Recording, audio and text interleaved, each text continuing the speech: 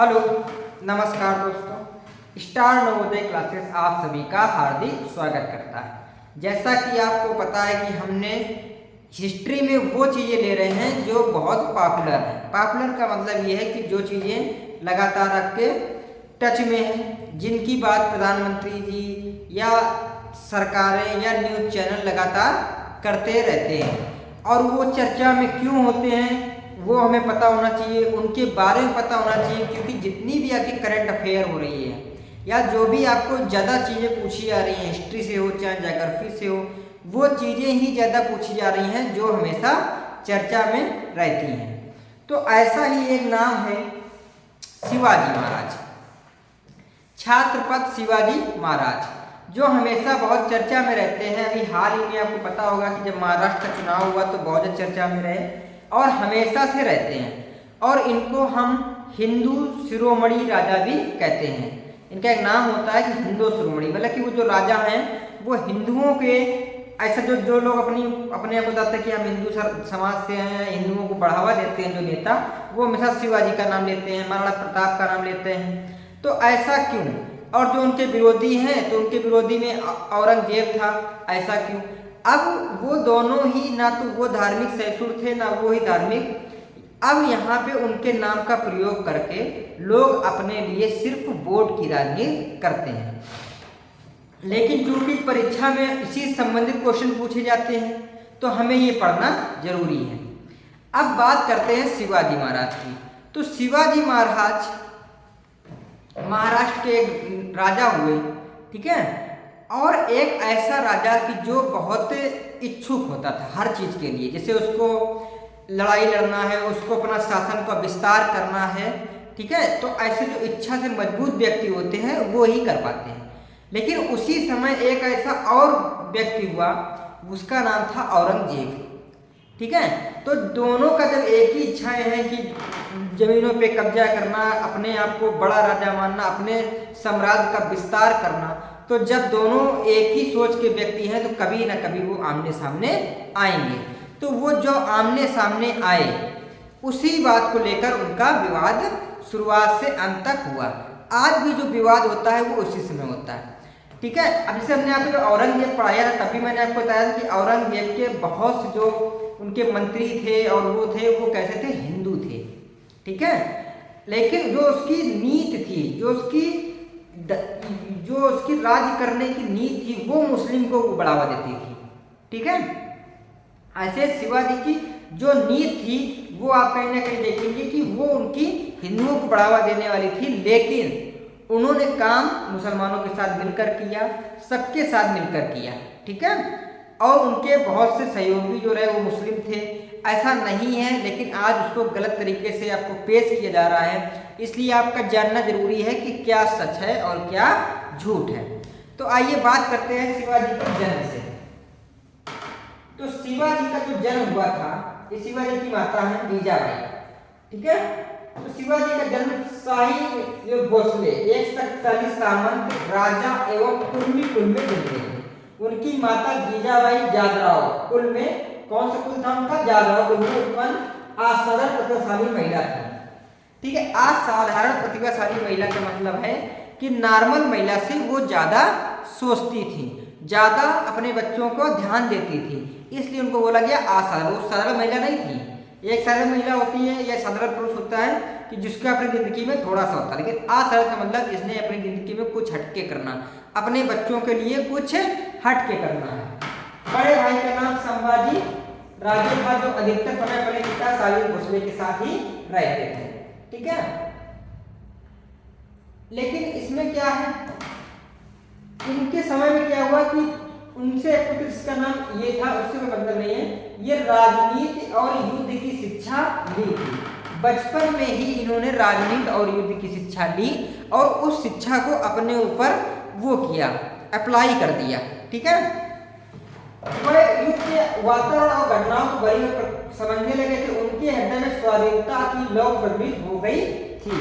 दूसरा उनके अंदर क्या था कि वो पराधीन नहीं रह सकते थे, क्योंकि जो नेता थे, जो वहाँ के शासक थे, वो दूसरे के अंडर में थे, लेकिन उन्होंने कहा कि मैं पराधीन नहीं रहूंगा, मैं अपना शासन खुद करूंगा। तो स्वतंत्रता के प्रति बहुत वो थे। उन्होंने कुछ स्वयं भक्त साथियों का संगठन किया। शिवाजी की माता जिया बड़ी ही धार्मिक प्रवृत्ति की थी, उनका इनके जीवन पर अत्यधिक अच्छा प्रभाव पड़ा और वो धार्मिक महिला थी, लेकिन उनके जीवन से शिवाजी ने बहुत कुछ चीजें सीखी हैं। वैवाहिक जीवन की बात करते हैं तो शिवाजी का विवाह 14 मई 1640 में साई बाई नेवालकर, ठीक है, के साथ लाल महल पुणे में हुआ। ठीक है, उसके उन्होंने बहुत सारे विवाह किए। ठीक है, तो इसमें इसका कोई मतलब नहीं, कोई 8 शादियां हुई, उससे कोई मतलब इसमें नहीं है। बस इनको एक चीज ध्यान रखना कि इनकी जो जन्म है उसको ध्यान रखना। तो जन्म 20 अप्रैल 1627 शिवनेरी दुर्ग में हुआ। कहाँ पे हुआ? शिवनेरी दुर्ग। ठीक है, और निधन हुआ 4 अप्रैल 1680 रायगढ़। इतना सशक्त, इतना व्यक्ति जो इसमें वो करना चाहता था, वो सिर्फ 53 साल ही जिया है। तो अगर आपको बहुत अच्छा करना है, आपको ऐसा लगता है कि आपको इतिहास याद रखे, तो आपको अच्छे कर्म करने पड़ेंगे। ठीक है, तो इन्होंने 53 साल में इतना नाम कर लिया कि आज भी हमें इनको पढ़ना पड़ रहा है। ठीक है, तो इनकी 8 शादियां हुई हैं, उससे आपको कोई विशेष मतलब नहीं है। हमें उनका मतलब सैनिक वर्चस्व का आरंभ। उस समय बीजापुर का राज्य आपसी संघर्ष का विदेशी आक्रमण काल के दौर से गुजर रहा था। एक वहां पे साउथ में क्षेत्र था बीजापुर, और जिसको औरंगजेब भी जीतना चाहता था। बीजापुर के शासक जो थे वो भी आपस में लड़ रहे थे, अंदर उनके वो हो रहा था। जब ये बात शिवाजी को पता चली तो उसने सोचा कि बीजापुर पे कब्जा करने का अच्छा मौका हमारे पास है। दौर से गुजरा था, ऐसे सम्राट को सुल्तान की सेवा करने के बदले उन्होंने मावलों को बीजापुर के खिलाफ संगठित करने लगे। मावल प्रदेश पश्चिम घाट जुड़ा और कोई 150 किलोमीटर लंबा और 30 किलोमीटर चौड़ा है। वे संघर्षपूर्ण जीवन व्यतीत करने के कारण कुशल योद्धा माने जाते हैं। उनका जो जीवन है वही संघर्षपूर्ण है, क्योंकि वो कोस्टल एरिया में रहते थे।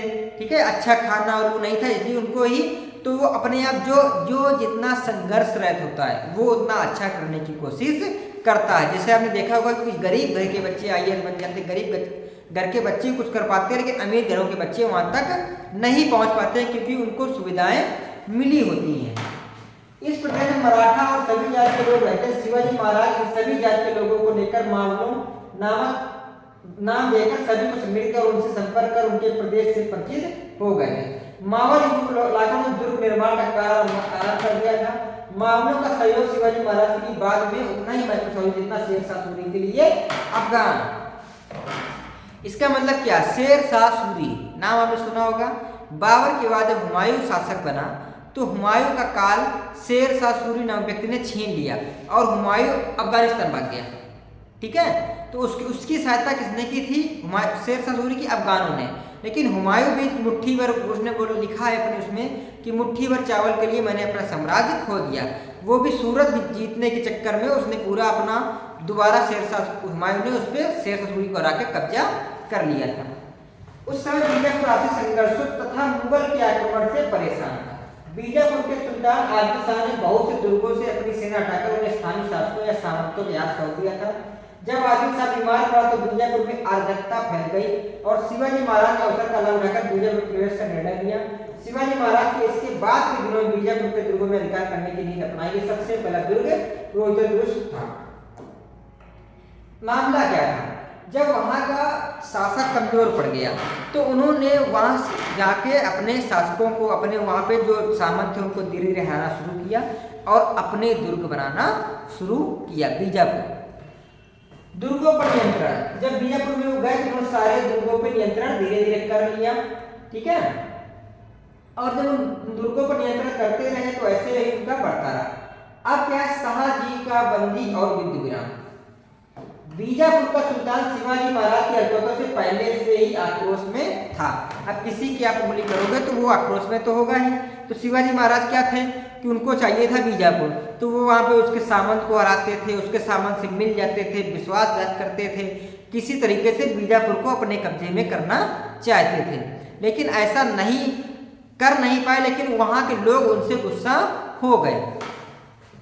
उसने शिवाजी महाराज के पिता को बंदी बनाने का आदेश दे दिया। शाहजी राजे उस समय कर्नाटक में थे और एक विश्वासघाती सहायक बाजी घोरपड़े इन द्वारा बंदी बनाकर बीजापुर लाए गए। ठीक है, एक जो उनका ही साथी था उसने उनको धोखा दे दिया और वो बंदी बनाकर लाए गए। उन पर यह भी आरोप लगाया गया कि उन्होंने कुतुब शाह की सेवा प्रदान करने की कोशिश की थी जो गोलकुंडा का शासक था और इस कारण आदिल शाह का शत्रु बना।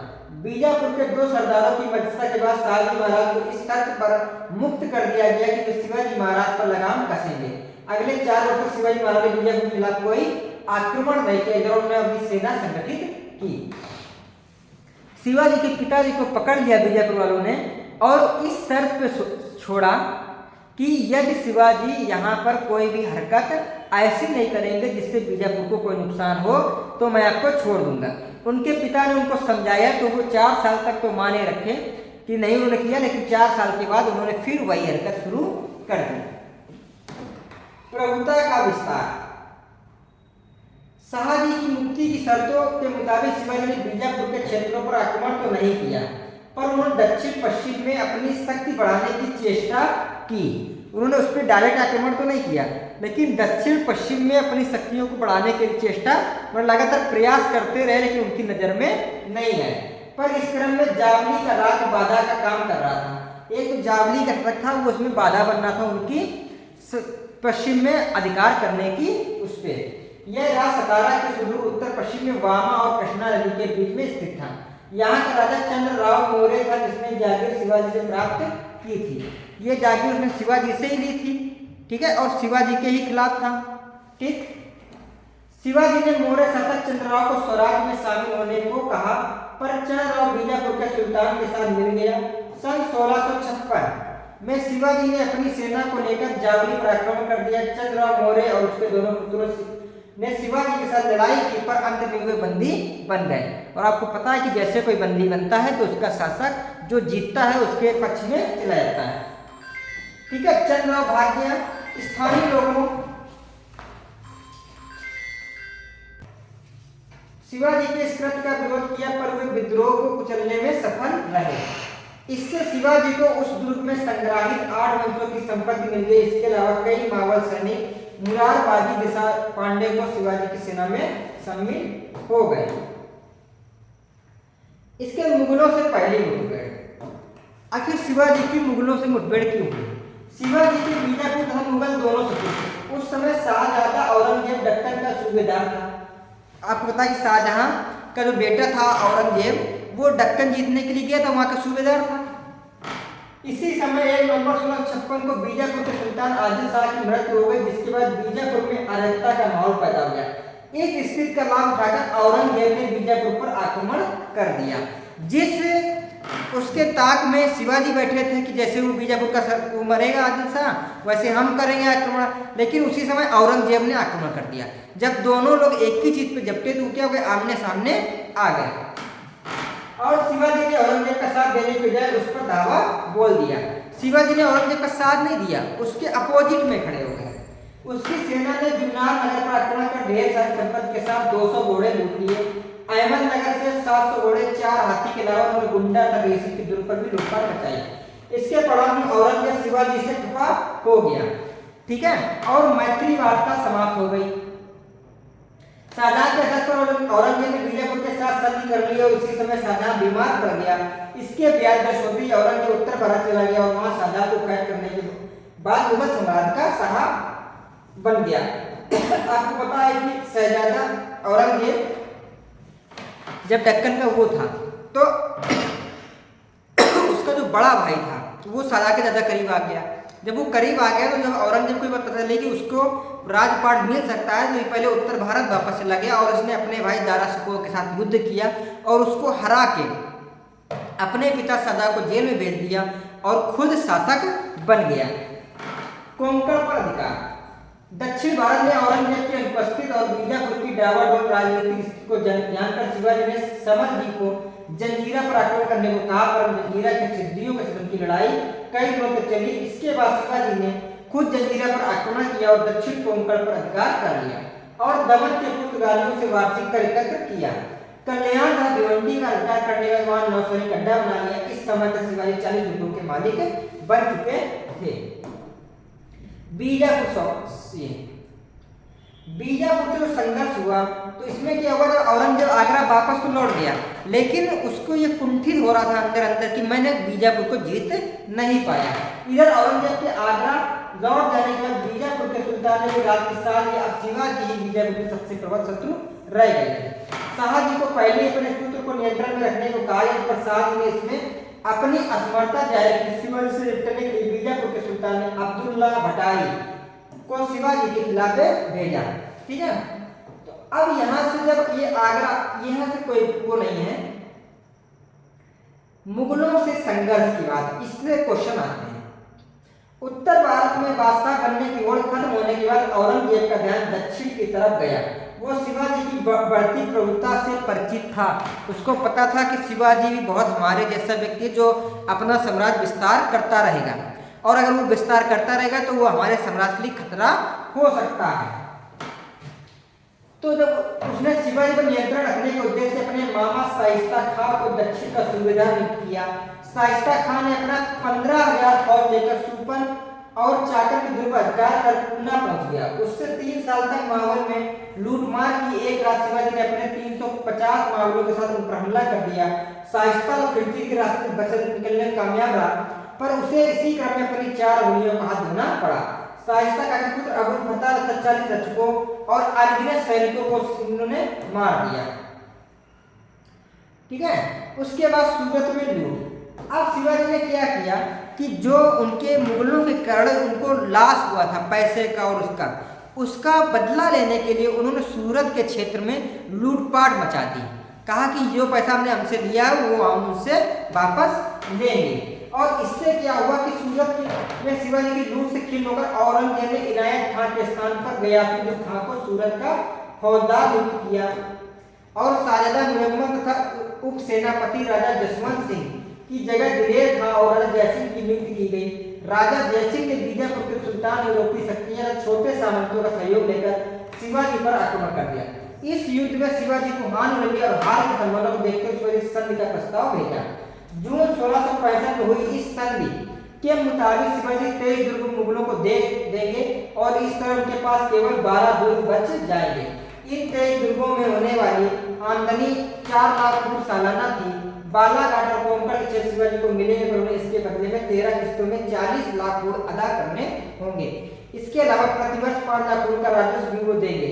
शिवाजी स्वयं औरंगजेब के दरबार में होने से मुक्त रहेंगे। उनके पुत्र संभाजी को मुगल दरबार में खिदमत करनी होगी। बीजापुर के खिलाफ शिवाजी मुगलों का साथ देंगे। ऐसी बहुत सारी शर्तें हुई, ठीक है, जिन्हें इनको मानना पड़ा। शिवाजी को आगरा बुलाया गया, जहां उन्होंने लगा कि उन्हें सम्मान नहीं मिल रहा। इसके विरुद्ध उन्होंने अपना रोष भरे दरबार में दिखाया और औरंगजेब पर विश्वासघात का आरोप लगाया। औरंगजेब से क्षुब्ध हुआ, उसने शिवाजी को नजरबंद कर दिया, लेकिन शिवाजी वहां से भी भाग निकले और संभाजी के साथ में वहां से भाग निकले और क्या किया, दोबारा मुगलों के खिलाफ में वो कर दिया। और जो पुरंदर की संधि 1665 में हुई थी, ठीक है, पुरंदर की संधि 1665 में हुई थी शिवाजी और, ठीक है, इसके बीच में तो औरंगजेब के बीच में, उसको उन्होंने मानने से इनकार कर दिया। ठीक है, और दोबारा मुगल सेना के खिलाफ में युद्ध छेड़ दिया। ठीक, फिर राज्याभिषेक। जब शिवाजी का वो हो गया तो उन्होंने अपना राज्याभिषेक कराया, लेकिन मुसलमानों ने ये कर दिया कि उन्होंने कहा कि अगर जो भी ब्राह्मण उनका वो कराएगा हम उसको मतलब उसको मृतक घोषित कर देंगे, उसके मार डालेंगे। जब ये बात शिवाजी को पता चली तो उन्होंने अपनी इस बात को ईगो पे ले लिया और बोला कि अब हम उन्हीं से वो कराएंगे जिनसे जो मुगलों के अधीन है, वहीं से पंडित को बुलाकर हम अपना राज्याभिषेक कराएंगे। और अंततः उन्होंने बनारस के पंडितों को बुलाकर राज्याभिषेक कराया। ठीक है,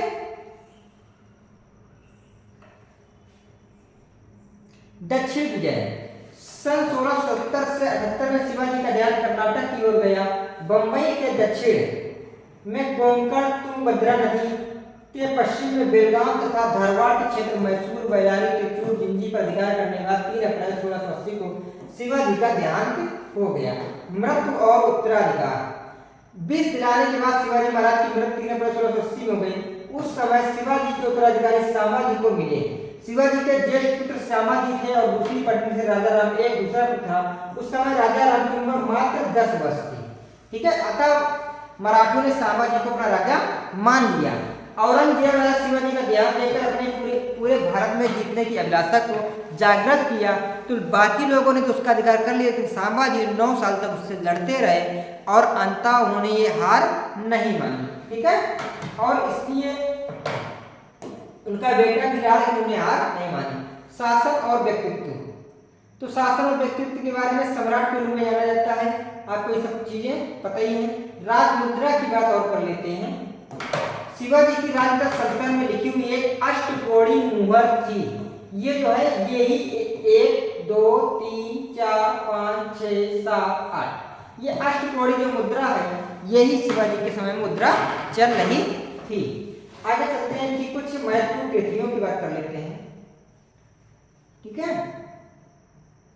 धार्मिक नीति क्या बताया कि ये हिंदू वो थे, लेकिन फिर भी ये सैसुर राजा भी हुआ करते थे। इनके समय मुसलमानों की बहुत सारी सुविधाएं मिली हुई थी और मुसलमानों के लिए भी अच्छे कार्य इन्होंने किए। प्रमुख तिथियों की बात कर लेते हैं।